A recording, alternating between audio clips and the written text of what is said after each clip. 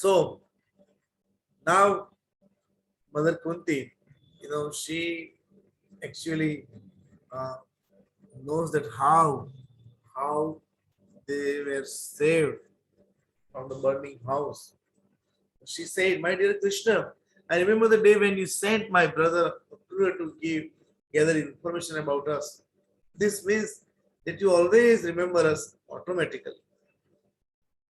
When you sent Akrura,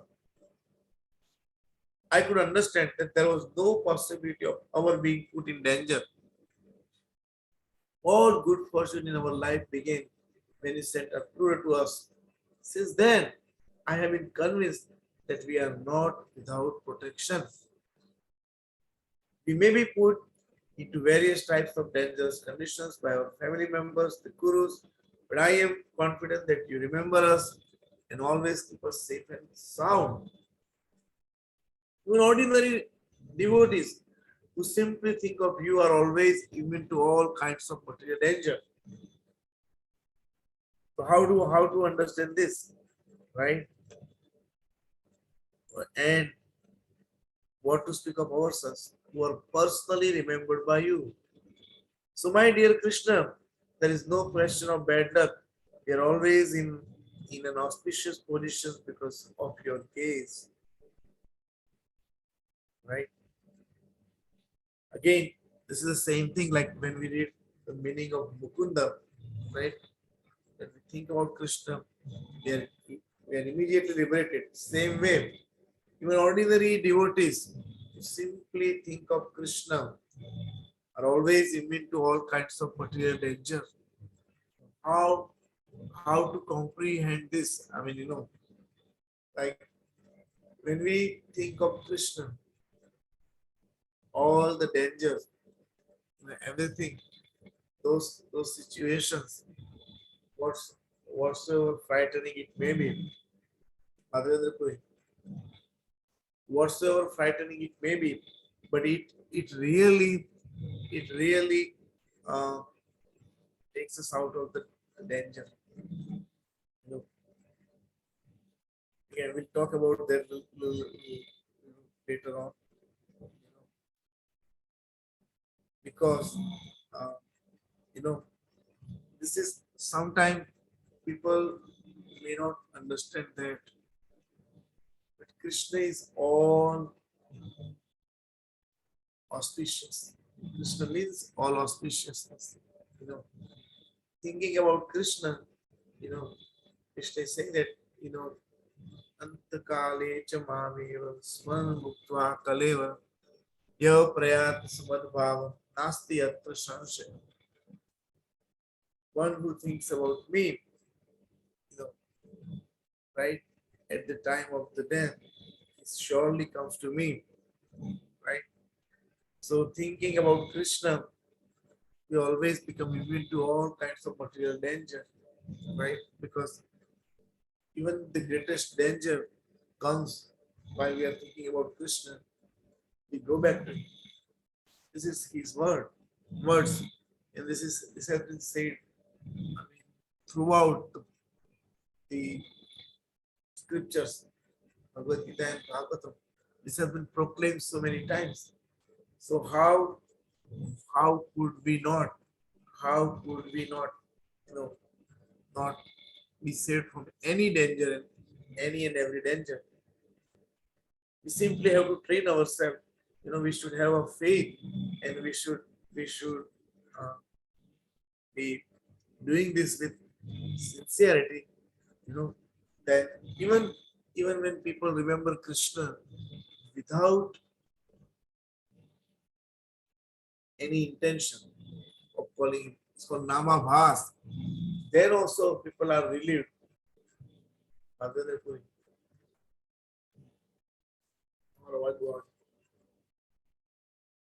So even when even when Krishna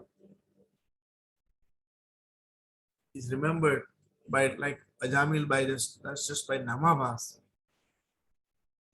I mean, like Ajamil was calling his son Narayan and not the Supreme Lord, and still he was saved. So what to speak of? People think of Krishna himself. How could not they be? How could not they be immune to all kinds of material danger? Right? So, my dear Krishna, there is no question of bad luck. You are always in an auspicious position because of your grace. Yet, although you have bestowed a special favor on us, people should not mistakenly think that you are partial to someone and inattentive to others. You make no such distinction. No one is your favorite and no one is your enemy. As the Supreme Personality of Godhead, you are equal to everyone and everyone can take advantage of your special protection. The fact is that although you are equal to everyone, you are especially inclined to the devotees who always think of you. The devotees are related to you by ties of love. As such, they cannot forget you even for a moment. You are present in everyone's heart. But because the devotees always remember you, you respond accordingly. Although a mother has affection for all her children, she takes special care of the one who is fully dependent. I know certainly, my dear Krishna, that being seated in everyone's heart, you always create auspicious situations for your unalloyed devotees. So Queen Kunti, Mother Kunti is making a very good point over here. Somebody can think that, oh, Krishna is partial to Pandavas. Why? Why so? Why is Krishna Then how could he be the Supreme Lord? How could he be? How could he be not impartial? Why would not someone label him as impartial? One. Then, then Queen Kunti is specifying over here. This is the same thing that is said in Bhagavad Gita, chapter 9, verse number 29. When Krishna is saying that Samoham Sarvabhuteshu Name Dveshosti Na Priya Ye Bhajanti Tumam Bhaktya Mai Te Teshu Chapyaham. Right? Krishna said, I'm equal to everyone. I'm not at all, partial to anyone. Right? But then he says in the next verse, but for but my devotees who whosoever renders service to me in devotion is a friend, as in is in me, and I am also a friend to him. So the first line of this verse is described as the Krishna as the super soul. But the second line of the verse is the Krishna as a Bhagavan. He cannot be he cannot remain same to everyone, right? Because if somebody loves him, he's not a stone. Krishna says, I'm not a stone. I am a person. If somebody loves me, how could I not reciprocate? The why he is equal? Because uh, that opportunity is for all of us. Anyone and everyone can love me, and I could reciprocate with the same enthusiasm, same intensity of love, right? It is no one is barred, no one is exempted. Anyone and everyone can take my shelter. So that's why in this chapter, when Krishna says that I'm not even the most abominable person. So forget about being envious to anyone. Even if somebody has done the most abominable thing, but if he takes my shelter, he is also very dear to me. Api chet suduracharo bhajate maam ananyabha sadhurev samantavya samyaga vyavasito isaro. Not only, Krishna said, no one is exempt. That's how I'm equal. Anyone can take my shelter from any class, any creed, race, sex, man, woman, doesn't matter. So that's where here Queen Kunti is saying that, that when When your devotees, they cannot forget you for a moment. So how could you forget them, right? And you are present in everyone's heart. And because the devotees always remember you respond accordingly, right?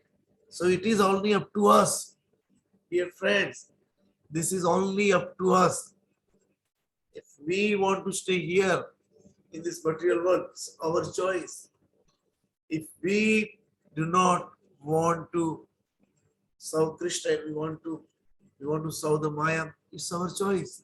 But at the same time, if we really want to serve Krishna, Krishna situated in our heart, he knows our our mood, our desire, our intention, and he would certainly reciprocate. He's there all the time. So,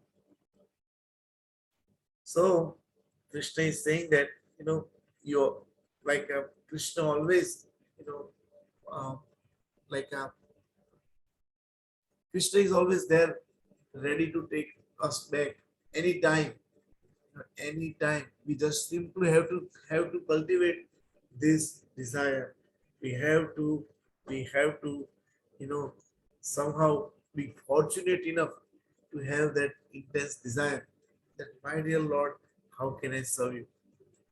Now, the King Yudhishthira also praised Krishna as the Supreme Lord and universal friend of everyone, but because Krishna was taking special care of the Pandavas, King Yudhishthira said, my dear King, my dear Krishna, we do not know what sort of pious activities we have executed in our past lives that have made you to so kind and gracious to us. We know very well that the great mystics who always engage in meditation to capture you do not find it easy to obtain such grace, nor can they draw any personal attention from you. I cannot understand why are you so kind to us. We are not yogis. On the contrary, we are attached to material contaminations. We are householders dealing in politics, worldly affairs. I do not know why you are so kind to us. So this is the heart of a devotee. He always thinks himself unworthy of Krishna's favor. He thinks he is so much, uh, he is so much fallen, he's so much unworthy. The more we think like that, more we become the subject of Krishna's mercy. Right? What in the last sentence, I think there was a one thing very good. What what does it mean? Last paragraph, like fully dependent on Krishna. That's the real humility, right? When we one who is fully dependent, right? A mother, although a mother has an affection for all her children, she takes special care of the one who is fully dependent. What do we mean by fully dependent? Fully dependent means we think there is nothing is whatsoever, you know, under my control. I'm completely dependent upon your mercy. That's a full humility. This is the real humility that I have whatsoever. I have no power. I have nothing that I can take shelter of you. So here is the same thing. King Yudhishthira is saying that that this is his heart. He's humble. His heart. His sincere humility. He thinks that he's completely unworthy of Krishna's attention. But as already mentioned by Mother Kunti, that Krishna simply reciprocates our feelings, our desires.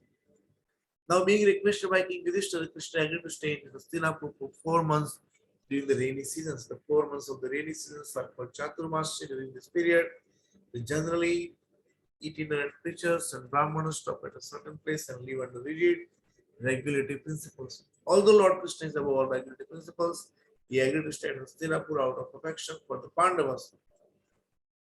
Taking this opportunity of Krishna's residence in Hastinapur, all the citizens of the city got the privilege of seeing him now and then. Thus, they merged into transcendental bliss simply by seeing Lord Krishna face to face. One day, while Krishna was staying with Pandavas, he and Arjuna prepared themselves to go to the forest to hunt. Both of them sat down on Arjuna's chariot, which flew a flag with a picture of Hanuman. Arjuna's special chariot is always marked with a picture of Hanuman, and therefore is always named Kapi Dvaja. Kapi means Hanuman, and Dvaja means flag. Thus Arjuna prepared to go to the forest with his bow and infallible arrows. He dressed himself in suitable protective garments, for he was to practice for the time when he would be killing many enemies on the battlefield. He specifically entered that part of the forest where there were many tigers, deers, and various other animals. The reason Krishna went with Arjuna was not to practice animal cleaning, for he does not have to practice anything. He is self-sufficient. He accompanied Arjuna to see how he was practicing, because in the future he would have to kill many enemies. After entering the forest, Arjuna killed many tigers, boars, bisons, gavayas, a kind of wild animal, rhinoceros, deers, hares, porcupines, and similar other animals, which he pierced with his arrows. Some of the dead animals that were fit to be offered in sacrifices were carried by servants and sent to King Yudhishthira. The ferocious animals, the tigers and rhinoceros, were killed only to stop disturbances in the forest, since there are many sages and saintly persons who are residents of the forest. It is the duty of the Kshatriya king to keep even the forest in a peaceful condition for living. Since we don't have much time, we'll go further, but we just have to remember that Krishna, the Supreme Lord, he is playing all these super wonderful pastimes as an ordinary person, but he's there with his friend. And Arjuna felt tired and thirsty from hunting, and therefore he went to the bank of the Yamuna along with Krishna. When both the Krishnas, namely Krishna and Arjuna, reached the bank of the Yamunas, Arjuna is sometimes called Krishna, as is Draupadi. They washed their hands, feet, and mouths and drank the clear water of the Yamuna. While resting and drinking water, they saw a beautiful girl. Now, this is the actual chapter starts now. But this is how but there were so many important lessons. So, we kind of will go through that.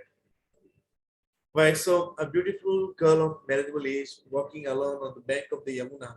Krishna asked his friend Arjuna to go forward and ask the girl who she was.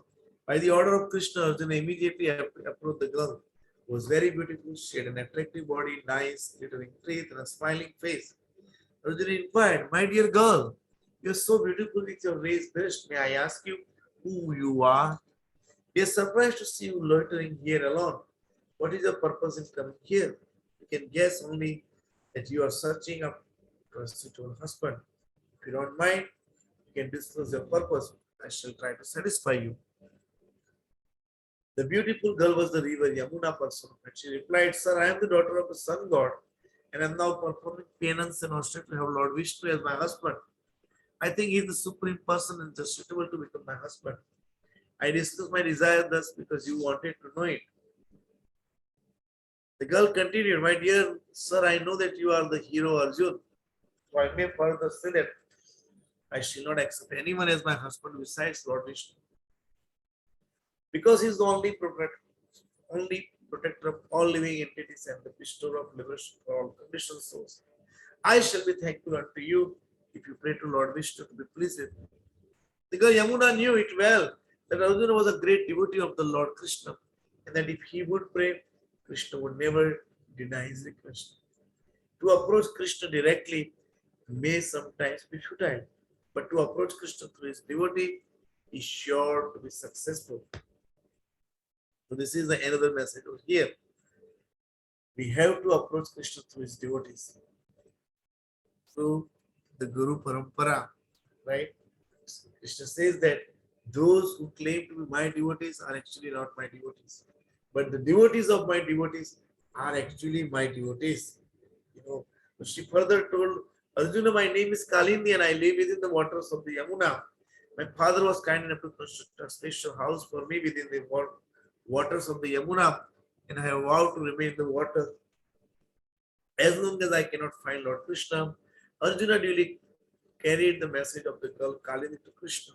Although Krishna, as the super soul in everyone's heart, knew everything, without further discussion, Krishna immediately accepted Kalindi and asked her to sit down on the chariot. Then all of them approached King Yudhishthira. So Krishna is so kind, he's self-sufficient, but he reciprocates any sincere desire. You know, after this, Krishna was asked by King Yudhishthira to help him construct a suitable house to be planned by the great architect Vishwakarma, the celestial engineer in the heavenly kingdom. Krishna immediately called for Vishwakarma and made him construct a wonderful city according to the desire of King Yudhishthira. When the city was constructed, Maharaj Yudhishthira requested Krishna to live with them a few days more to give them the pleasure of his association. Lord Krishna accepted the request of Maharaj Yudhishthira and remained there for many days more. So we have already, Mataji, how much long we can go? Should I finish the chapter? So, Prabhuji, ideally it's till 8:30, but if everyone is okay, maybe 10 more minutes is okay. Yeah. So I didn't read Yeah. this. I'm sorry because I think we have only the half of the chapter. Maybe I can tell the story now. Right? Yes, yes, Prabhu. Please go ahead. Yes. Other than reading the whole chapter. So now we all remember the how Krishna kind of the pastimes of uh, burning the Khandava one.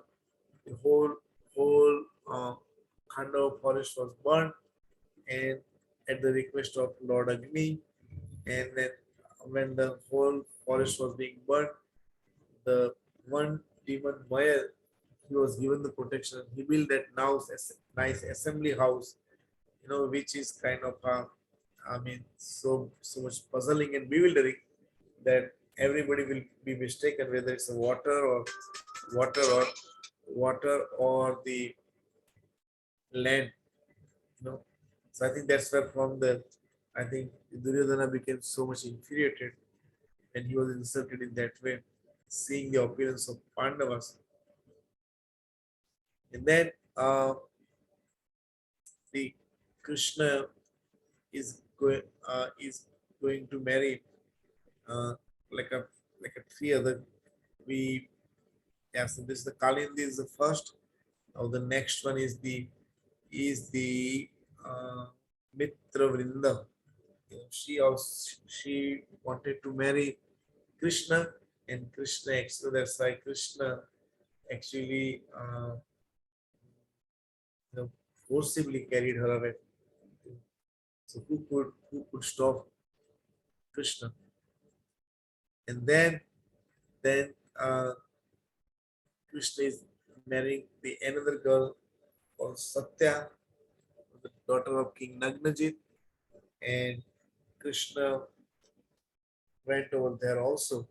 And both the daughter and the father, both of them wanted Krishna, as her husband and as his son-in-law. But also,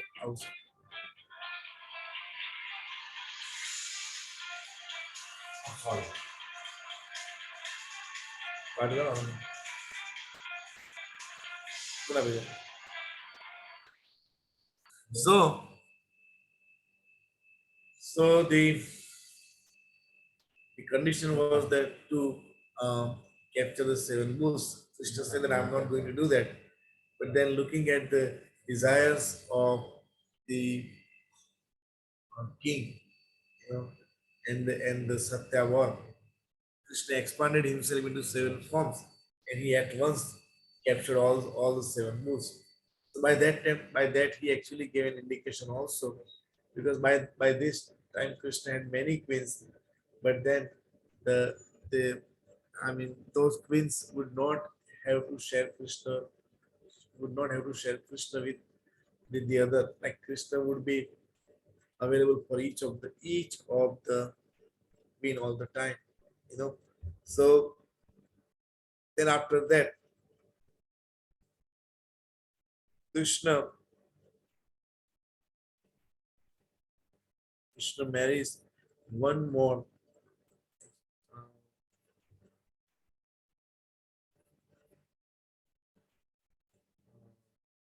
right? This is Krishna's dividing himself into seven is uh, very significant, because it was not Satya that Krishna had already married many other wives, but still she was attached to Krishna. In order to encourage her, Krishna immediately expanded into seven. The purport is that Krishna is one, but he has unlimited forms of expansion.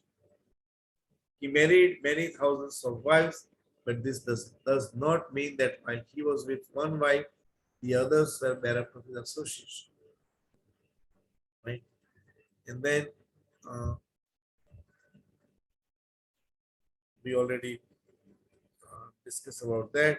Then the king Nagnajit actually gives unbelievable, dowry, like this is the opulence of the Supreme Lord and his associate who could really think about that, you know. So, and when everybody attacked, Arjuna took care of them. He didn't kill anyone because it was an auspicious occasion of marriage. And then there was another of Krishna's uh,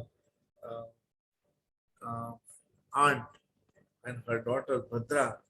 She also wanted to marry Krishna, and Krishna married married also her also, right? Uh, and then Krishna married the Lakshmana, the king of the Madras province. Krishna kidnapped this girl in the presence of many other princes in the assembly of her Swayamvara. So now, this is all about the all about having Krishna, the desire of having Krishna as my husband, having Krishna as my dearmost friend. You know, so yesterday we went to the Kamyavan. Like Kamyavan means the desire, right? We are all this. Everyone is here in this world because we are entangled by the desire. Our heart is captured by the material desires. But like entering into Kamyavan is actually to reawaken our, our original spiritual desire, our like to how to connect with Krishna. That is mean like when we visit such places of pastimes of Krishna, we actually reawaken our love for Krishna. You know, like our love for Krishna is the eternal thing. Our love for our material desires, they are all artificially imposed upon us. You know, right? That is uh, the like a Nitya Siddha Krishna Prema Kabuhu Sadhya na hoy. Shravan Adi Shuddha Chitte Karaye Uday hoy. Right? So the love for Krishna is eternally situated in our heart. It is like, but it is like a sleeping person is awakened by how? Through the sound vibration. So same way, Shravanadi Shuddha Chitte Karaye Uday. Through the hearing and chanting, we can awaken Jiva Jago, Jiva Jago. The Lord Gaura Chandra Bole. Katta Nidra Jao Maya Pishachi Rakole. Through the hearing and chanting, sincere hearing and chanting, we could reawaken our love. We could connect ourselves to uh, Krishna in the service. You know, so we this is the way how we can enter into the Vrindavan. How do we enter into the Vrindavan? Like how do we attain that mood? Through the Shravanam and through the chanting, through the hearing, through the sincere hearing from the acharyas like Srila Prabhupada, when we repeatedly, constantly, when we hear that, we actually get the taste of some. We actually will get some taste, and through that taste, we'll do more chanting and more hearing, and that's how we would be able to enter into this into the Vrindavan, or into the our eternal connection with Krishna. I will end over here. I would like to hear some comments, questions. If you have some time, please. Thank you. Thank you very much, Prabhuji. And thank you for speaking and talking to us all the way from Vrindavan. And thank you for sharing that experience of Kamyavan and connecting it to, this chapter and sharing that with us. I really liked how you have described the initial, 3-4 paragraphs there is, which is full of philosophy, and which Krishna and Kunti interaction is there. And Kunti is expressing that how you are not partial, you are reciprocal. Namadeveshu asti na priya. And you connected it so wonderfully with the example of Ajamal. Like, he was doing Sanket Namabhas, but still he is safe from material danger. Then what to speak of when you're actually calling out to Krishna? He was calling his son, then he gets the protection. And then you wonderfully described how Yudhishthir is glorifying Krishna by saying that we can fully depend, like full dependence, basically we're talking about. So I had a question there, but before I ask my question, I would like anyone else, if you have any questions or comments, please chime in. Please ask Prabhuji. And if you have any questions about Vrindavan also, you can ask Prabhuji. He's there right now. Please go ahead if anyone else has any question or comment. Hare Krishna Prabhuji, Dandavat Pranam, Jai Srila Prabhupada. Hare Krishna Mataji, please accept. You are in Vrindavan, so I should say Radhe Radhe. Jai Shri Radhe Radhe. Yes, Mataji. Yeah. Radhe Radhe Prabhu ji very nice मैं तो बिल्कुल उसमें all auspicious में डूब गई Krishna 64 qualities. Yes.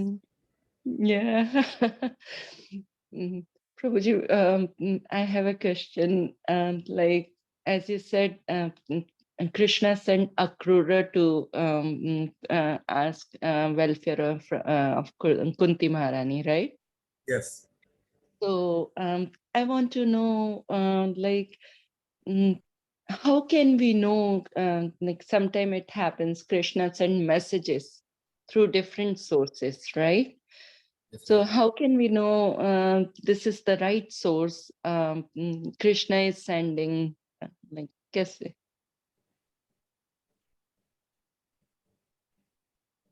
So, Mataji, yes.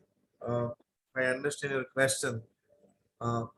You're saying that the things, how do we know that this is there is the hand of Krishna over here and it's not uh, something else, right?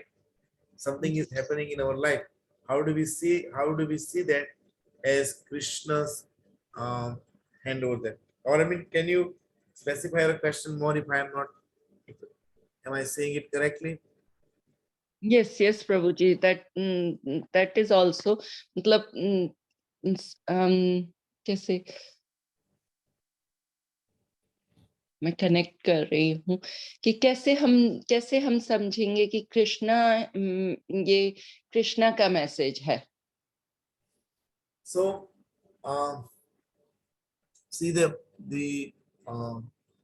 anything and everything is happening in our life. What's my real purpose? What do I really want to achieve here? That's the most important. We have to come and focus around that part.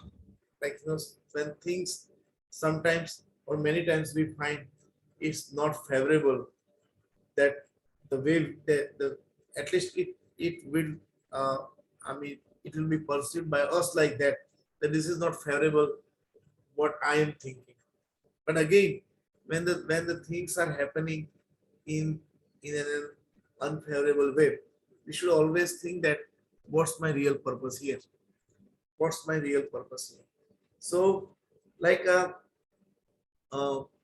when we come to that main point, anything and everything that we do it for the pleasure of Krishna. So let's see what pleases Krishna most, right? What pleases Krishna most, that we fully depend upon him.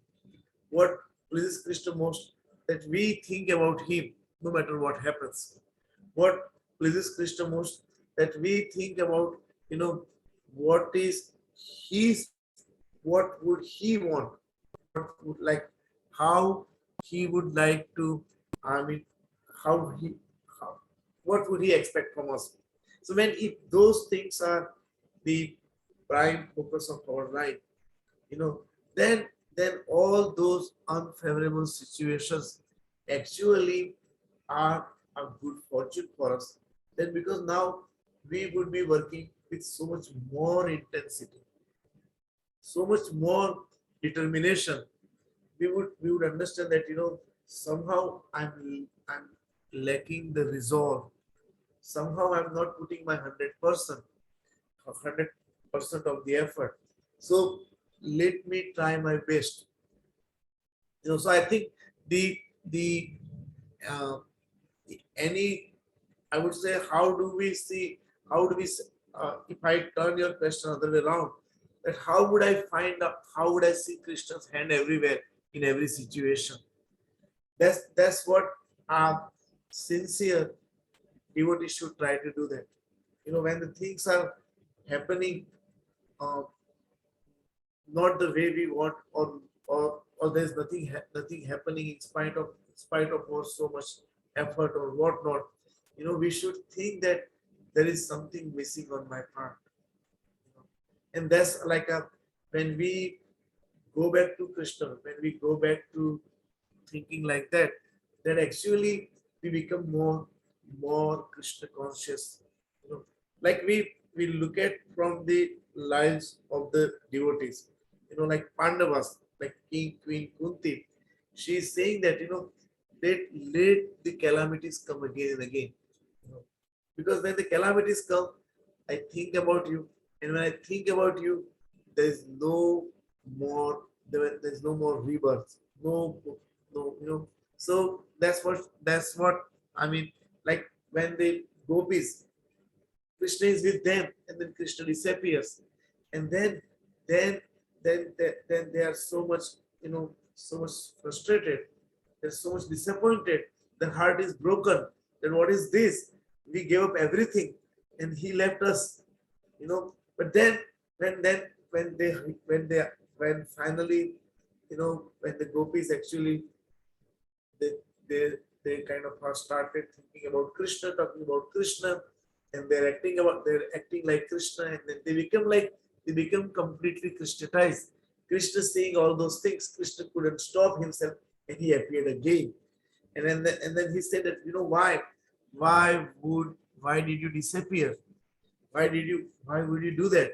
But they have to be very careful, because they were afraid, what if he leaves again? So they're asking so gently, but they're still very much kind of there's so much frustration. That's why did you leave us? What kind of a lover you are?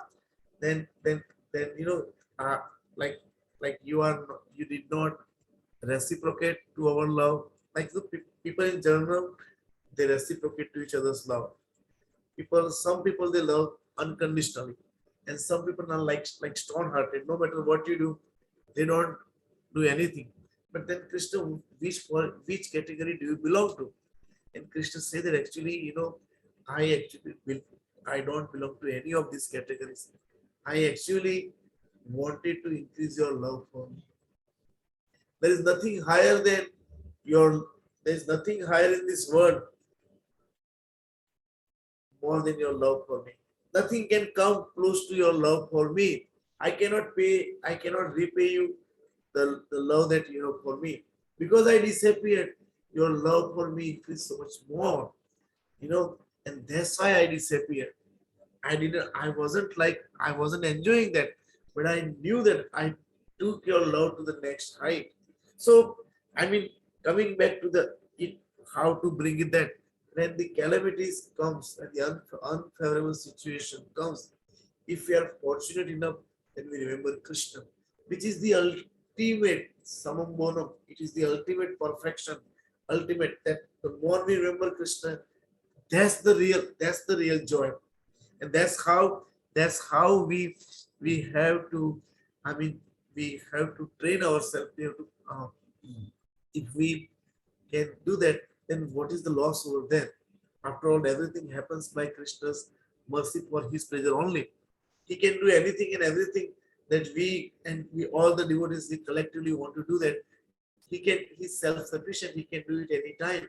It's all these things is happening so that our love for him increase and it knows no boundaries. I hope, Mataji, I answered your question, but tell me, what do you Yes, yes, Prabhuji, very well. Yeah, said yes.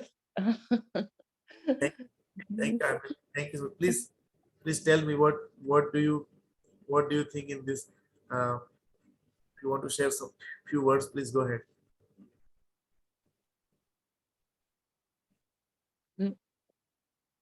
You're asking Prabhuji. Mataji, Prabhu? Yeah, Mataji, if you want to, yeah, if Mataji wants to say something, yeah. So I think otherwise, yeah, we can go to the next one. Please, if Draupadi. Yes, Prabhuji. Yes, I understood. Like, if situations are not in our favor, so we should understand. Yeah, Krishna has better plan for us, and Krishna wanted us to keep closer. Like, as you said, Kunti Maharani was asking, "Give me more miseries, so I can remember you always." uh, all the time, 24/7. Yeah. So, Mataji, the ultimately, what is the most important? There's nothing comes close to pure love of Krishna. Even Krishna says that I can't repay the debt of your love. Use, oh, oh, most fortunate ladies, you have to be satisfied with your love for me only, with your service only. So, like when we are not achieving the desired result, what is the actual desired result is that our love for Krishna increases unlimitedly. So we should take this. Anything that happens, we should take that in that spirit only. That I have to do so much more. I'm actually nowhere near. I have so much more to do. So like ultimately the things are done by Krishna only, but it actually draws the loving exchanges on both the side. It keeps increasing, and if we are so fortunate that somehow Krishna, as much unworthy as we are, as I am, Krishna is also, considering me also for such exchanges. So we should it will increase our kind of a joy for no, joy without any boundaries. Who am I, so that I can think with about Krishna like that. So yes, the my uh, kind of the every what is my message take home is that for every situation we have to see that Krishna is making me more sincere in his service. Krishna is drawing me more closer to him. Krishna is making me believe, making me fully dependent upon him. It's not me that I am doing. It's it's by his mercy I am able to serve him something. So every such opportunity makes us more humble and more surrender, which is the real purpose, real goal, and real essence of anything we do. Yes, Prabhuji. Yes, very nice for that. I have to be means, those who wants to go back, those who want to serve Krishna eternally, means like, message I got. Yeah, for that you have to be sincere. Yes. Yes. Yes, yes. Thank you, Prabhuji. Thank you. Hare Krishna. Yes, we have Anyone else?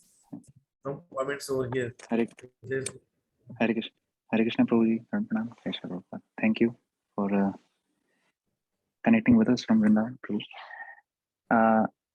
Very nicely described, Prabhu, how you said that Queen Kunti perfectly knew that it was only because of Krishna's grace that her sons, the Pandavas, were saved, all the time.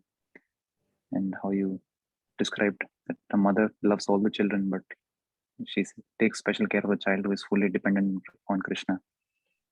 So just wanted to share from our experience. We had a first-hand experience of this when we all got COVID, and our 6-month-old daughter was not ready to eat, not ready to sleep. She had high fever, and we all had fever. So the pediatrician said that if she doesn't take enough fluids, she will have to be admitted to the hospital. So we were almost in tears. So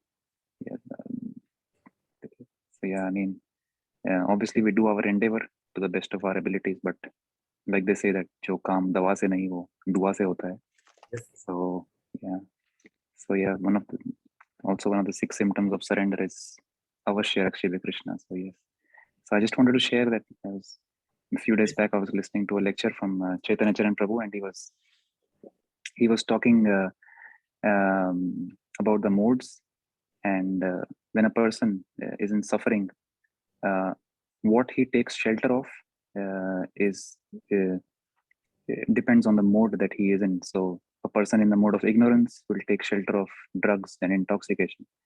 A person in the mode of passion will take shelter of money and sex.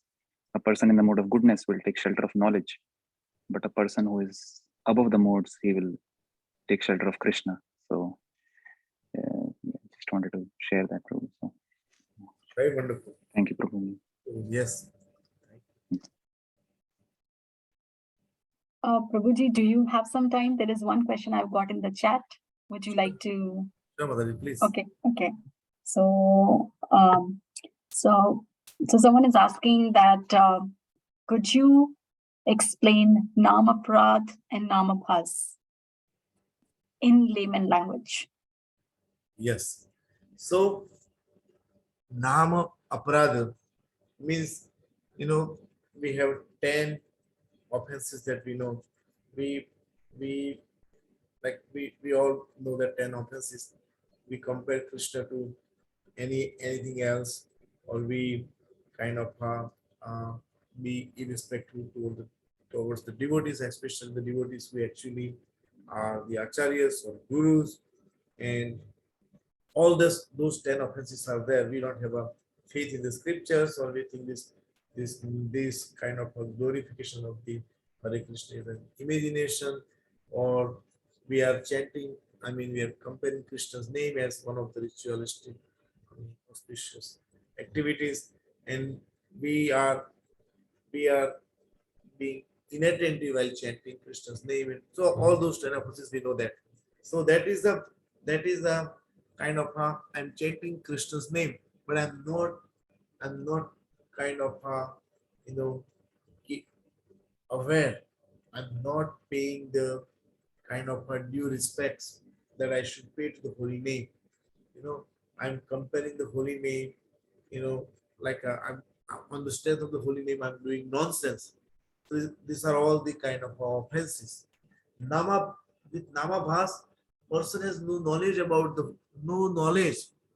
He's actually thinking about something else. He's actually addressing something else. He said, "Oh, this Krishnas." And somebody said, "Oh, look at this Krishnas."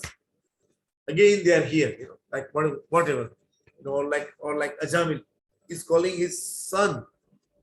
So even while doing the Namabhas, actually Namabhas is actually Krishna is so kind. So even while doing the Namabhas, actually all our reactions are being born. Right? Our account is open with Nam Aparadha. Nam Aparadha.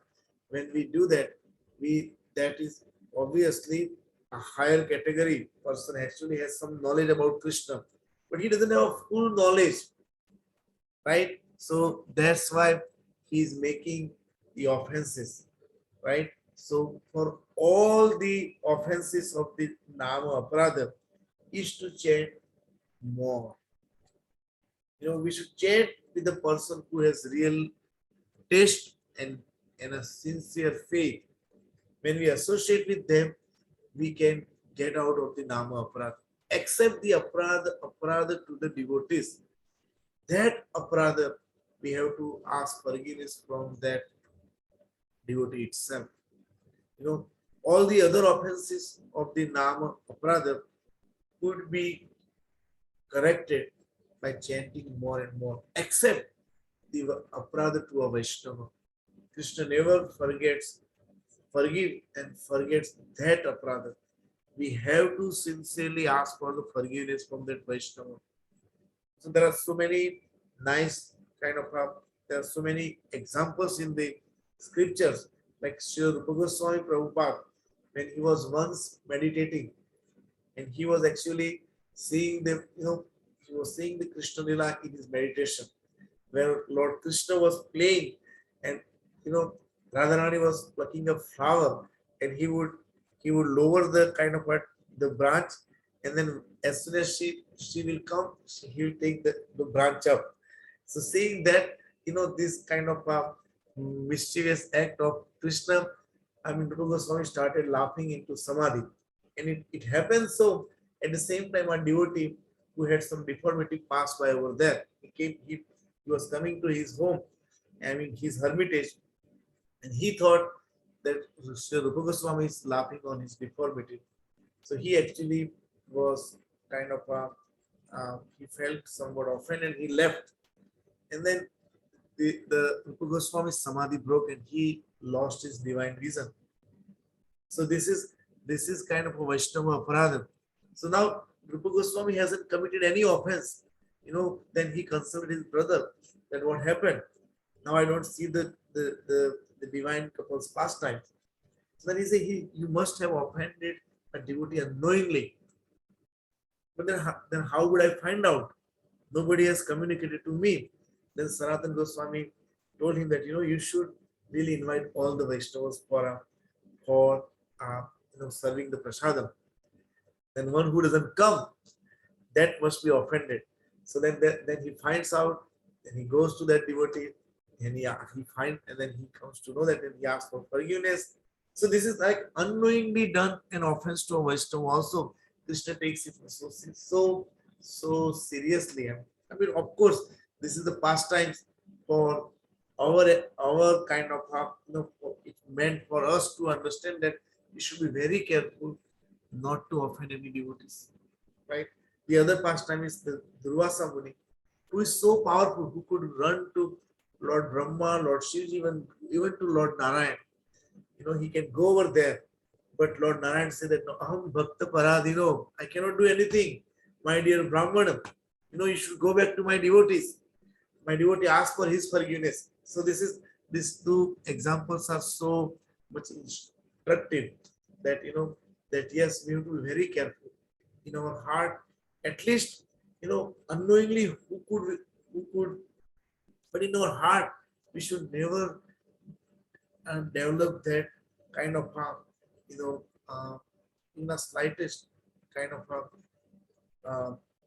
like a mood or desire towards any devotee. If you don't understand, better is not my business. Who am I?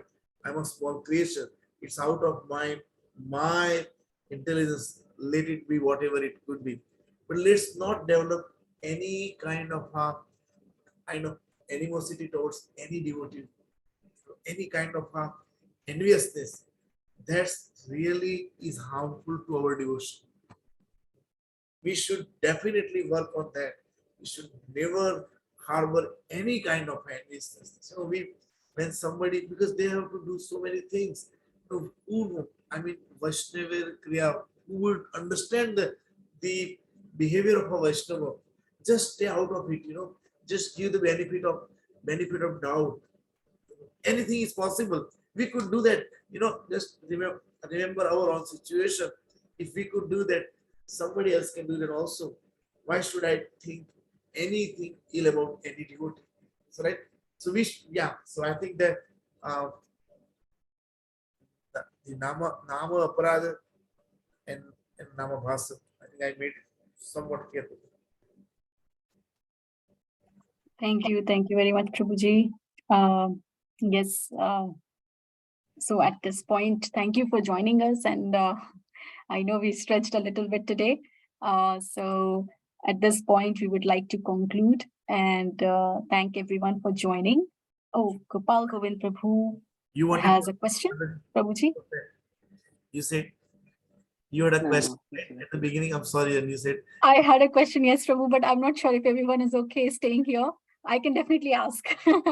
Okay, are you okay, Prabhu? Are you okay with that? I'm in Vrindavan, so no problem. Okay, fine. So I'll go ahead, Prabhu. So, so my question was that you were talking about full dependence on Krishna, right?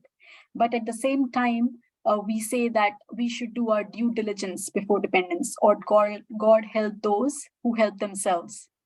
Or we say, do your best before you leave the rest, right? When Damodar Leela happened and Mother Yashoda tied Krishna to the wooden grinding mortar, the rope was falling 2 fingers short. And those 2 fingers, one finger represents endeavor and other represents mercy, right? So when we talk about full dependence on Krishna, how is it different from doing your endeavor and then depending on Krishna? So like, how do we reconcile these two? Because sometimes this full dependence on Krishna can be misunderstood as my inaction and only Krishna's action. So could you please explain that? Yes, Manoj, I think very wonderful question, Manoj. Yes. So full dependence on Krishna means I try with my full force, but I accept whatever he gives me. Full dependence on Krishna.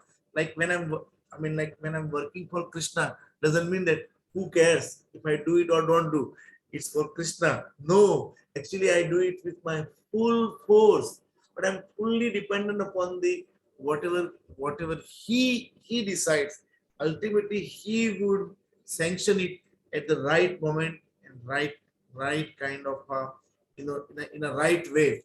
So I'm willing to accept anything and everything that he gives me. In that way, I'm fully dependent. But at the same time, I want to serve him with my 100%. I would never want to compromise anything like that. This is like a karma and karma that in that chapter 4 Bhagavad Gita, that how we should see akarma in karma and karma in akarma. So like when we are working for Krishna, meaning we should always think that, hey, do I have any personal motive over here? Fully dependent means that am I working for Krishna, or I have some ulterior motive? So I should always search my heart, look my heart with the magnifying glass, that what's my real purpose. And then when the other way around, when somebody is acting like that also, I like, we should always, give them like the benefit of the doubt also. But I mean, to answer like the question that you made, that yes, no way I am like a for the pleasure of Krishna, I'm willing to do anything and everything. Like as in the example of the like again we'll go to the past times, that how the gopis are willing to take anything and everything for Krishna, to protect Krishna, to for his pleasure. They're willing to take any kind of dishonor or any kind of personal calamities that come on them. So we depend on Krishna for the for whatever he sanctions. When we know that, because we desire it from our heart, so it's going to happen. But he will decide when it will happen. We have we are fully convinced, a devotee is fully convinced that is my Lord's desire, and it that when he would want it would happen. But I should try my 100%. So I hope that that makes the kind of a perfect balance on our side, because when he's not, when the things are not delivered, or looks like that, I mean, Krishna is not reciprocating our call. The only reason is that we have to see that it's my sincerity is lacking, my efforts are lacking, my desire to serve Krishna is not so pure. But no, of course, when I depend fully on Krishna, meaning I'm willing to give up anything and everything for his service.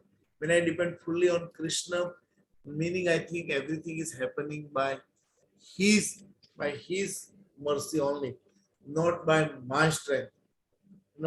But at the same time, I want to try 100%, like in any loving kind of uh, exchanges, we always try to serve our beloved so much more, and we never think that we are doing it enough. Like now that you are mother and like a father and like a wife, then we can know that how much more if we feel like that, then we'll actually lose the charm of that relationship. Oh, that I have done so much for you. What's the big deal? Get lost. So how much I'm doing for you, right? When we love somebody, we feel that we are never able to do enough for that person, right? So I think yes, we should uh, we should always fully be dependent on Krishna, but at the same time we want to give our 100% to him. Okay, Prabhuji. Thank you. Thank you for that wonderful answer. Beautiful. Thank you so much. Thank you. Thank you so much. All right. Yes. Yes, Prabhuji. Yes, Father, I think. All right. So at this point, we will conclude. Thank you, everyone, for joining. And please join us tomorrow at 8:30 p.m. For the next chapter reading. We look forward to having you all there. Mataji, you were saying something? Yes, we'll read Shikshashtakam. Okay, okay, we will read Mataji, but at this point, I would like to, just say that if anyone else who would like to drop off, you have something else to take care of, please do that, because I know we have gone a little bit over time here. So please feel free to drop off if you have to. We will just read Shikshashtakam prayers here, and then we will conclude. So who would like to recite today? Prabhuji, would you like to? Yes. Mayapur Chandra, would you like to recite Shikshashtakam prayers for us? Yeah, Mother, please. Okay. All of Okay, them. Prabhuji. All of them, huh? Yes, all 8. હમણાં જો કઈ કશું અમારે નહીં કરે તો ફરી પાછા આવશું આજે બપોરે તાપ થાય ને ત્યારે થોડી વાર એવું જો Jito Tarpanvarjanam Bhavamaha Navagnimi Swapanam Shriya Kairava Chandrika Vitaranam Vidyavadu Jivanam Nambudivardhanam Pratipadam Purnamrita Swadanam Sarva Mastapanam Param Vijayate Sri Krishna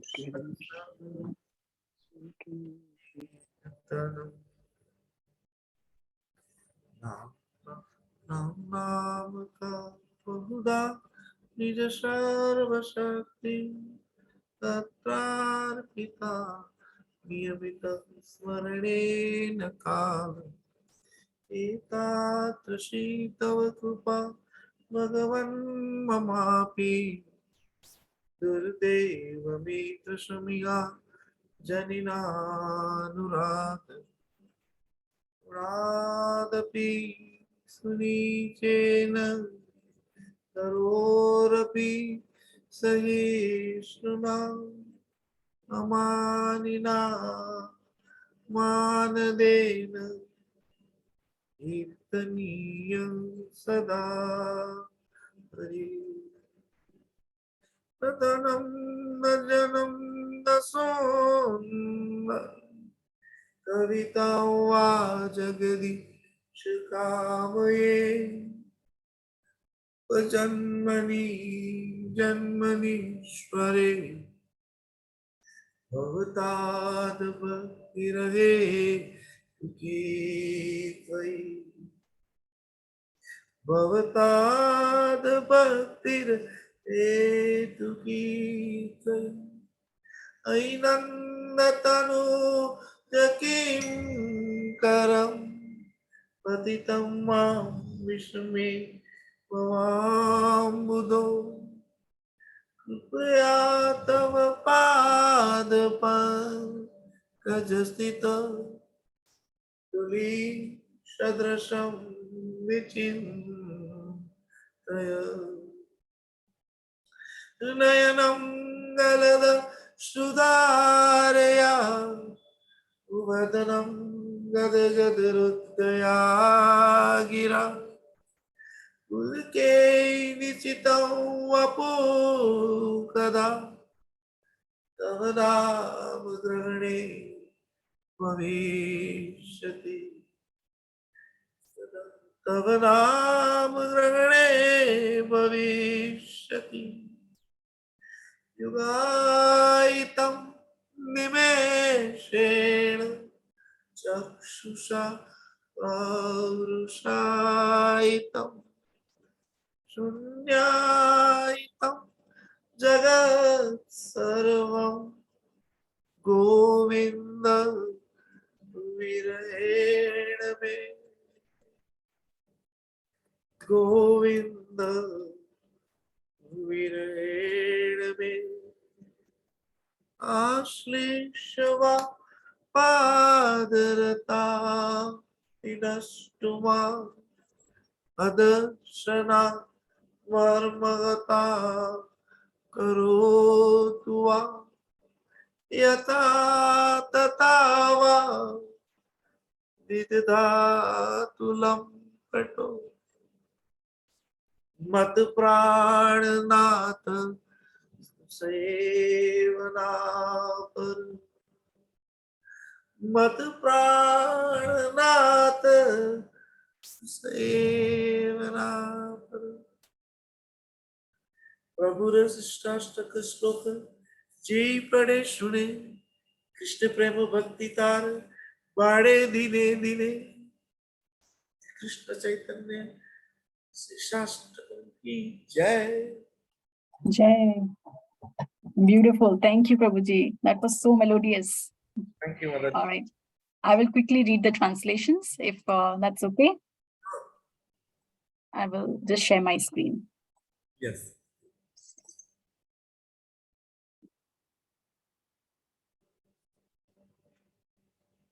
Glory to the Sri Krishna Sankirtan, which cleanses the heart of all the dust accumulated for years and extinguishes the fire of conditional life of repeated birth and death.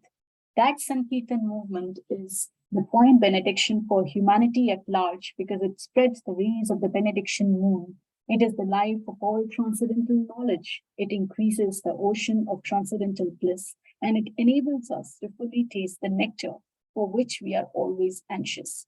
O my Lord, your holy name alone can render all benediction to living beings, and thus you have hundreds and millions of names like Krishna and Govinda.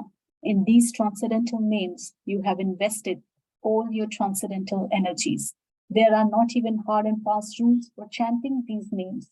O my Lord, out of kindness, you enable us to easily approach you by your holy names, but I am so unfortunate that I have no attraction for them. One should chant the holy name of the Lord in a humble state of mind, thinking oneself lower than the straw in the street, One should be more tolerant than a tree, devoid of all sense of false prestige, and should be ready to offer all respect to others. In such a state of mind, one can chant the holy name of the Lord constantly. O Almighty Lord, I have no desire to accumulate wealth, nor do I desire beautiful women, nor do I want any number of followers. I only want your causeless devotional service, word after word. O son of Maharaj Nanda Krishna, I am your eternal servitor. Yet somehow or other I have fallen into the ocean of birth and death. Please pick me up from the ocean of death and place me as one of the atoms at your lotus feet. O my Lord, when will my eyes be decorated with tears of love flowing constantly when I chant your holy name? When will my voice choke up, and when will the hairs of my body stand on end at the recitation of your name? O Govinda, feeling your separation, I am considering a moment to be like 12 years or more. Tears are flowing from my eyes like torrents of rain, and I'm feeling all vacant in the word in your absence. Shri Shri Shivshashtakam ki jai. Thank you everyone for joining. Thank you, Prabhuji. Have a wonderful rest of your trip. Thank you for joining us. Thank you. Hare Krishna. Hare Hare Bol. Hare Krishna, Hare Bol. Hare Krishna, Hare Bol. Hare Bol, everyone.